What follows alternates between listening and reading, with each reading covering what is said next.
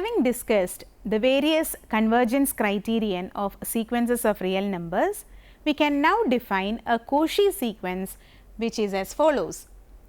A sequence xn of real numbers is said to be Cauchy sequence if for every epsilon greater than 0, there exists a natural number h such that for n and m greater than or equal to h epsilon, the terms xn and xm satisfy the condition modulus of xn minus xm is less than epsilon.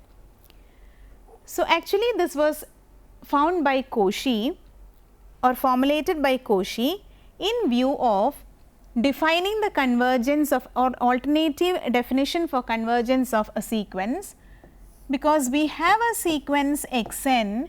We have seen that if it converges, we have some point x here and all the elements of the sequence xn after some particular value k clusters around this point x. So, somewhere here you have here the terms of the sequence xn after some particular number k, whereas Cauchy has defined a new method in which the elements of the sequence xn are having a distance at most epsilon after some particular number h, which means instead of taking the difference between or absolute value of xn and x, the difference between xn and x, what Cauchy has done here is he has taken the difference between successive terms or succeeding terms. The difference is less than very small, it can be made arbitrarily small enough, or after some particular integer or particular natural number h, the terms of the sequence become close to each other. So, that is what exactly is given in the definition of Cauchy sequence. A sequence xn of real numbers is said to be Cauchy if for every epsilon greater than 0, we could find such a natural number h such that for all the natural numbers n and m greater than or equal to h, the terms xn and xm satisfies this condition. So, this definition clearly gives us alternative methods for convergence of sequences. We can discuss them in detail. Before going to the convergence criterion, let us see an example to show that a sequence 1 by n is a Cauchy sequence. So, let us see how the sequence 1 by n becomes Cauchy. So, given epsilon greater than 0, we have epsilon by 2 also greater than 0, because half is a positive number. The product of two positive numbers is always a positive number. So, given epsilon by 2 greater than 0, by Archimedean property, we can have a natural number say n which is greater than 2 by epsilon, because epsilon by 2 is greater than 0 definitely implies 2 by epsilon is greater than 0. Therefore, we have it is greater than 0. Therefore, we have n as an integer or natural number greater than 2 by epsilon, which is guaranteed by the Archimedean property. And this implies what? 1 by n is less than epsilon by 2. So, name it as inequality number 1, and if we have any number m which is larger than n, definitely you can have 1 by m also less than, or vice versa. We can take say m to be less than n, we can have 1 by m to be greater than 1 by n, and we can even have 1 by m less than epsilon by 2 by a similar argument. So, we have 1 by n and 1 by m both less than epsilon by 2. Now consider the inequality or consider the equation 1 by n minus 1 by m, which is less than, by using the triangle inequality we have this is less than 1 by n plus 1 by m, and since both are less than epsilon by 2, we have this is less than epsilon. So, this can be considered for some number n and m greater than or equal to n, for example, we can take, or h can be taken as equal to n itself. That is why we have taken m to be greater than n, and so 1 by m becomes less than 1 by n, and since 1 by m is less than epsilon by 2, 1 by m which is less than 1 by n is also less than epsilon by 2. So, we have that result. So, that completes the proof of 1 by n is a Cauchy sequence. Now, consider the next lemma, which says that if sequence xn is a convergent sequence, definitely it is a Cauchy sequence. So, the lemma 1 can be restated as sequence xn is convergent implies sequence xn is Cauchy, or in other words we say convergence implies Cauchy in the case of real numbers. So, if we have set a sequence xn is convergent, sequence xn is Cauchy. So, the proof is as follows: given x is equal to limit of xn exists, because we are given that sequence xn is convergent. So, by the definition of convergence, given epsilon greater than 0, there exists some natural number k such that modulus of xn minus x is less than epsilon for every n greater than or equal to k. Therefore, if we consider some number m greater than n greater than k, we have modulus of xm minus x also less than epsilon, because m is also greater than k. So, we can even take epsilon to be, or we can replace epsilon by say epsilon by 2, so that if we consider modulus of xn minus xm, we can insert our x, add and subtract x, we will be getting xn minus x plus x minus xm, and we can apply the triangle inequality, and we get this is less than modulus of xn minus x plus modulus of xm minus x, which is less than epsilon by 2 plus epsilon by 2, that is less than epsilon, for every n comma m greater than the same natural number k that we have for convergence. So, in the definition of Cauchy sequence, our h of epsilon becomes exactly equal to k, the natural number which we have in the definition of limit. So, using that we can prove that the sequence xn is Cauchy. So, that completes the proof of this result, lemma 1.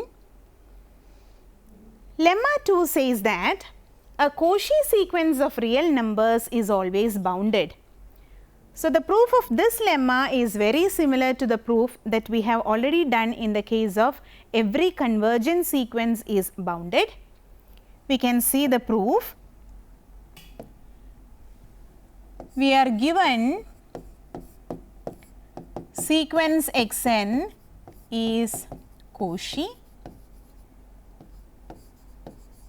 To prove there exists some natural number m or some real number m such that modulus of xn is less than or equal to m for every n.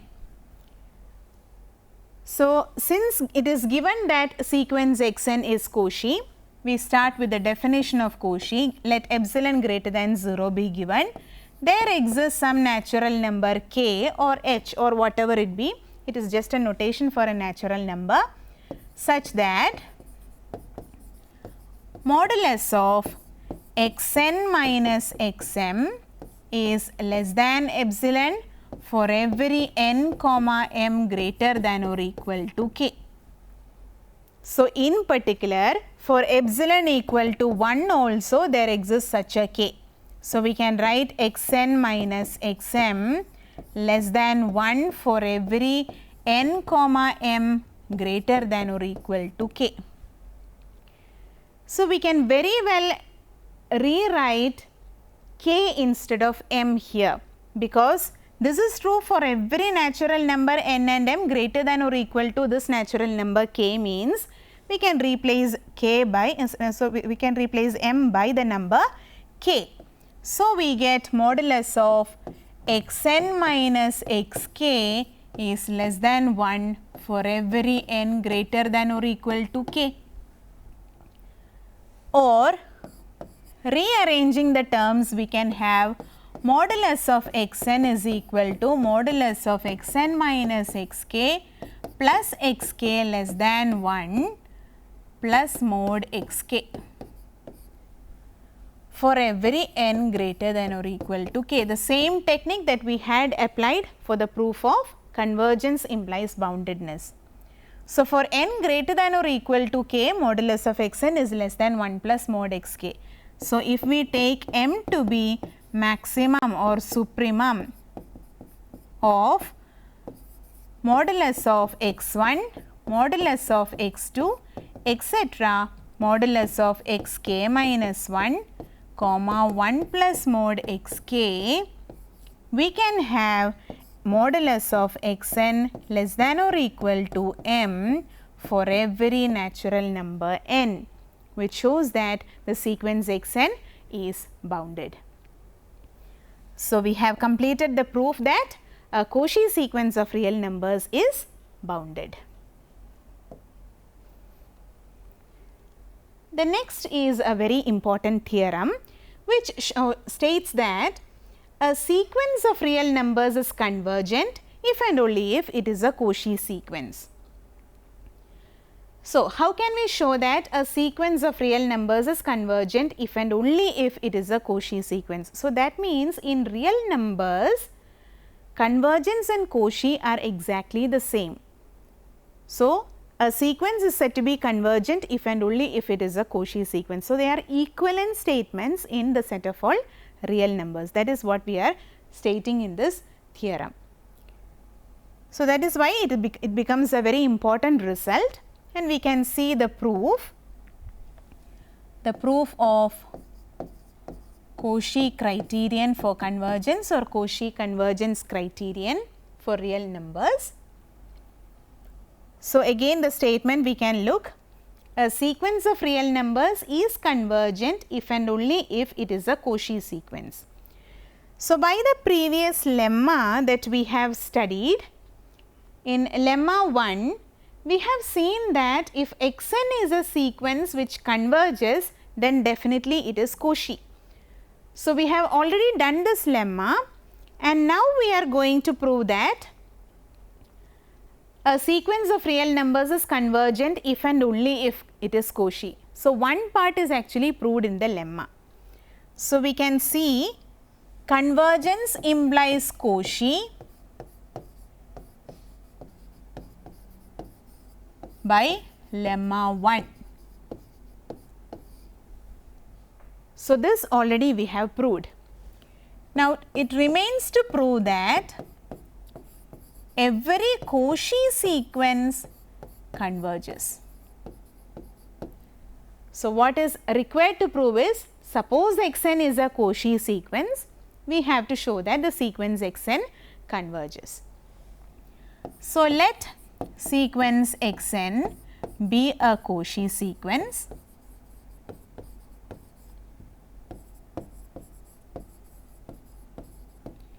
Then what do we have? Given epsilon greater than 0, there exists k greater than 0 such that modulus of xn minus xm is less than whatever it be, the definition of Cauchy sequence. Also we have by lemma 2,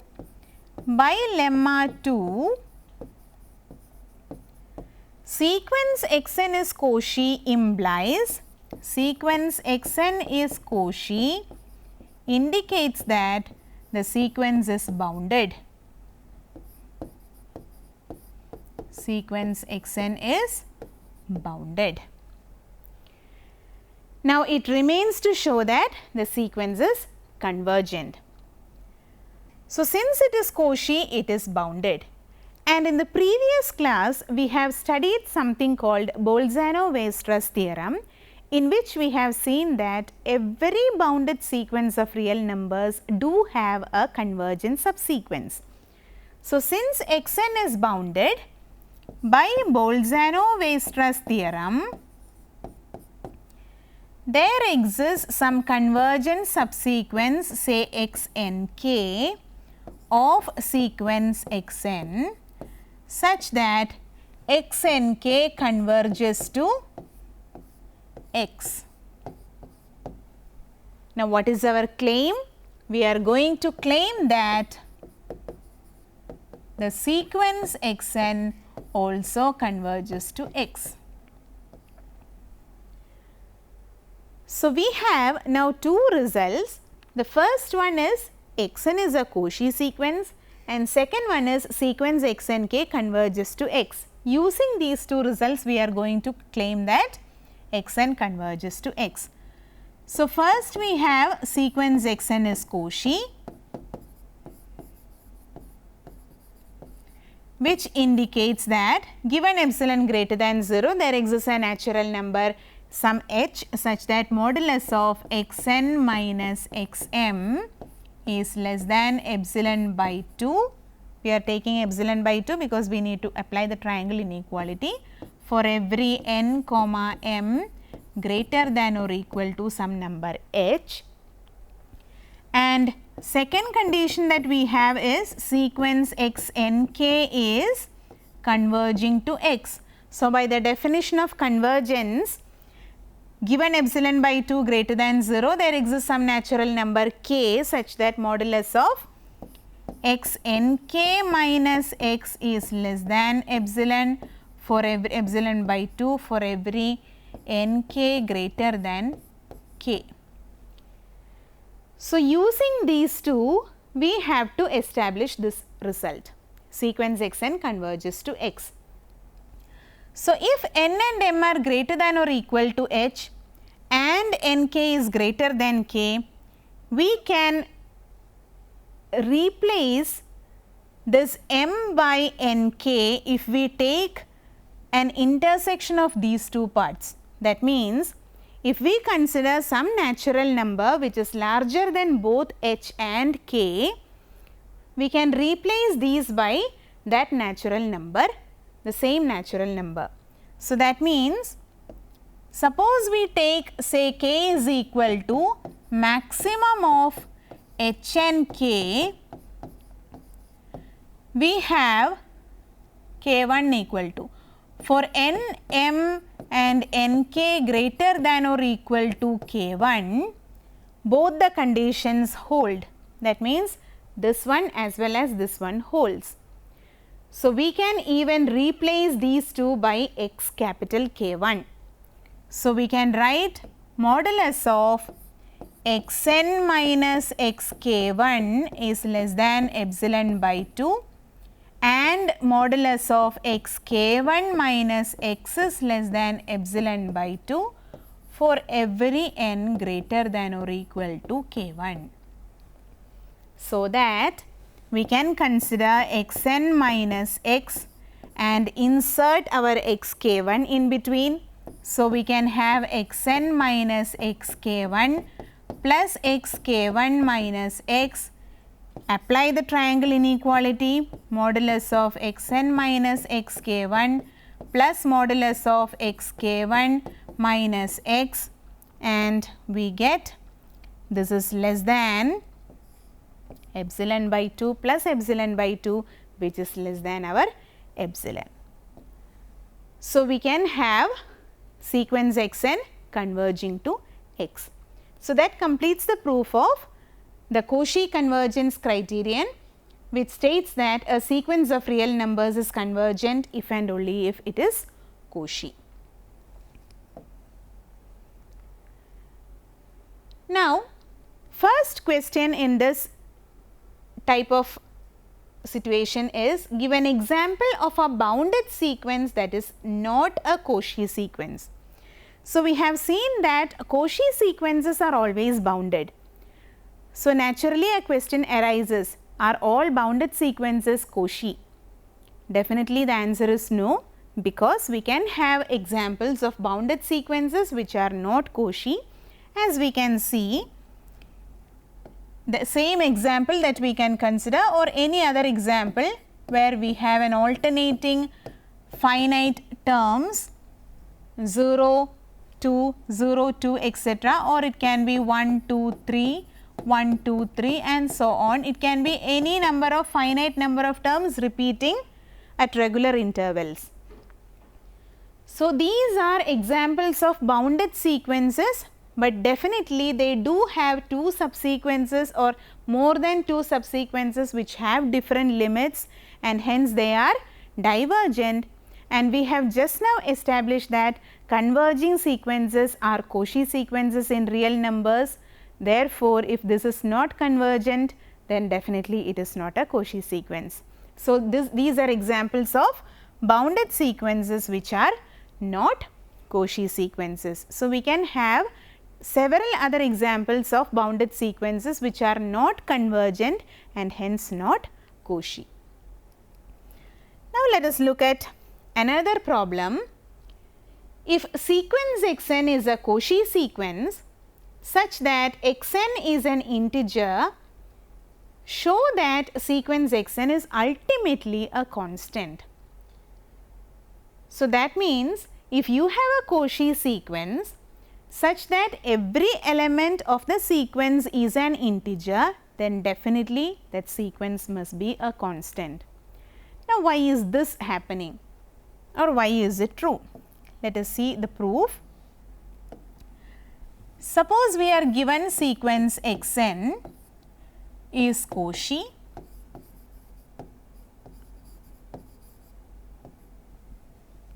Definitely, by the definition of Cauchy sequence, given epsilon greater than 0, there exists some integer or natural number h such that modulus of xn minus xm is less than epsilon for every n comma m greater than or equal to h. So, this is true for every epsilon greater than 0.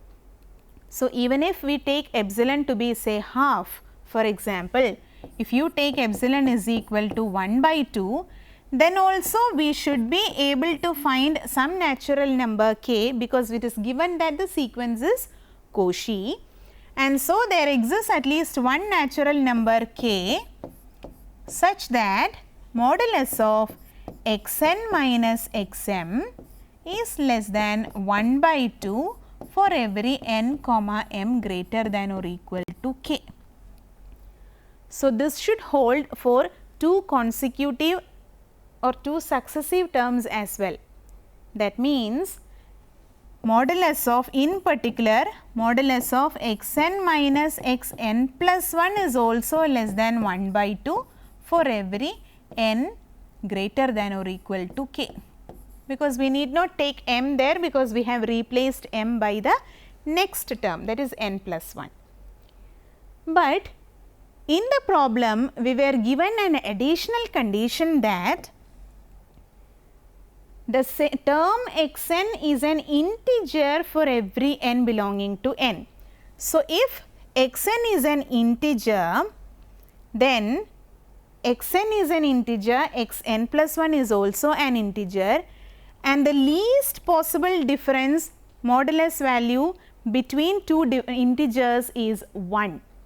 So, we know that xn as well as xn plus 1, xn and xn plus 1 both are integers, and therefore, the least difference of the absolute value between these two is 1, because the integers difference between two integers is definitely larger than or equal to 1 when we take the modulus. So, how can we make it less than 1 by 2? So, this is a contradiction. So, this means that we cannot have an integer valued sequence to be Cauchy unless it becomes a constant. So, that shows the power of Cauchy sequences.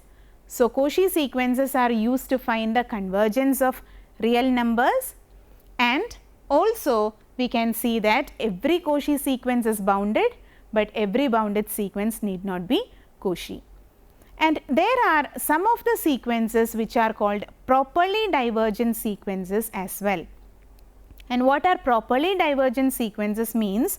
If we can consider the example that we have just now seen, that is in the case of these two examples, they are something like oscillating between different values, say 0, 2, 0, 2 and so on. This is 1, 2, 3, 1, 2, 3 and so on. But if we consider a sequence, say sequence n, sequence 1, 2, 3 etc., this is a monotonic increasing sequence which is not bounded above. The values are going to infinity.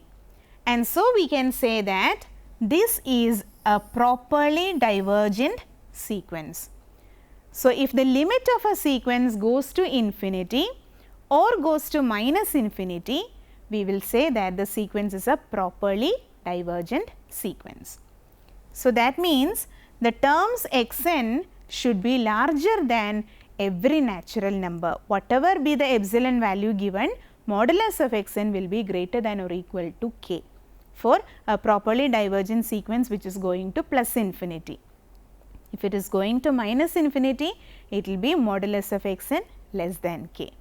And that is how we define the properly divergent sequences.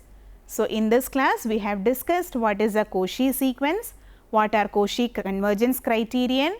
Every bounded sequence is need not be a Cauchy sequence, whereas Cauchy sequences are bounded sequences, and we have discussed what are properly divergent sequences as well. So, that is all for today. Thank you.